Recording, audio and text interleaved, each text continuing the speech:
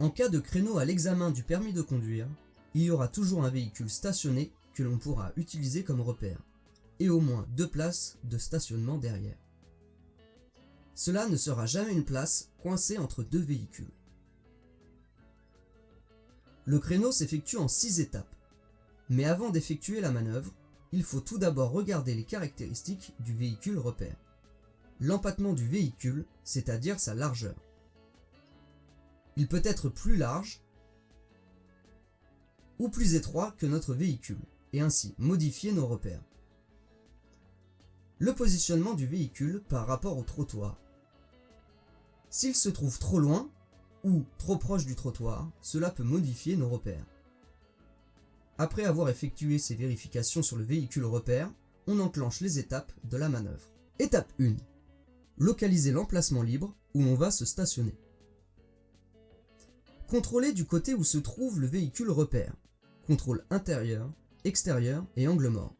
Puis, actionner son clignotant. S'arrêter le long du véhicule repère.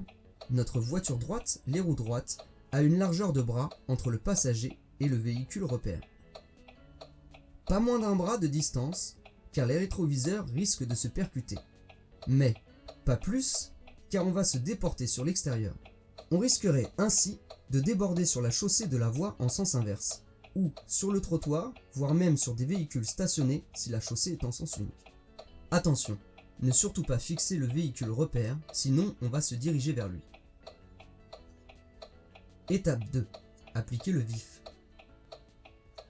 Reculer notre véhicule en regardant principalement par le pare-brise arrière et en surveillant notre environnement jusqu'à ce que nos roues arrière dépassent le véhicule repère. En effet, si on ne recule pas assez, on va alors arracher l'aile du véhicule repère en effectuant l'étape 5. Attention, on regarde en biais, donc la perception visuelle est faussée comme pour le rangement bataille.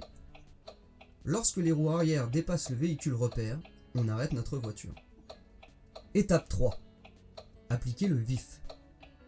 Braquer les roues au maximum vers le véhicule repère. On prend ici un repère dans l'environnement à 45 degrés par rapport à notre véhicule repère.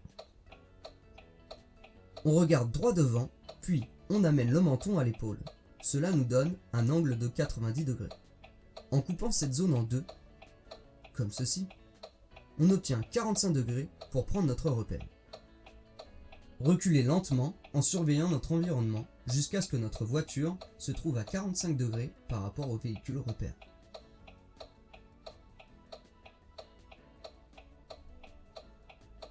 Attention, ce moment est très dangereux car le nez de la voiture se déporte sur l'extérieur. On s'arrête ensuite en continuant à surveiller son environnement. Étape 4. Remettre les roues droites. Appliquer le vif.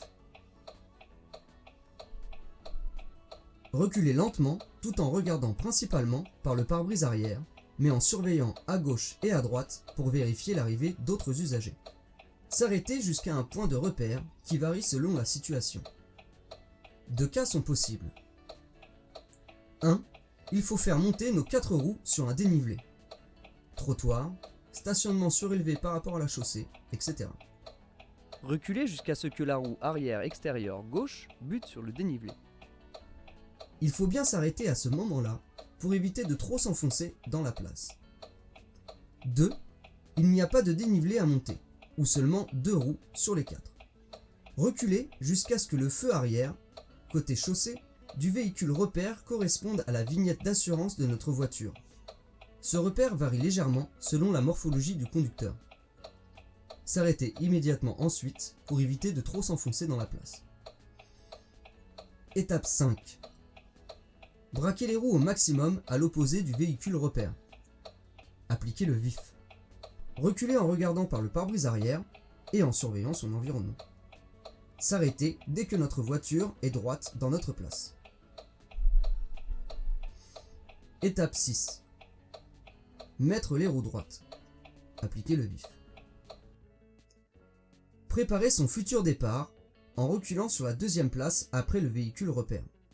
Mettre au point mort, serrer le frein à main, puis arrêter le moteur pour signifier la fin de la manœuvre. Une fois les différentes étapes assimilées, on sera capable de se passer des étapes 1 et 6.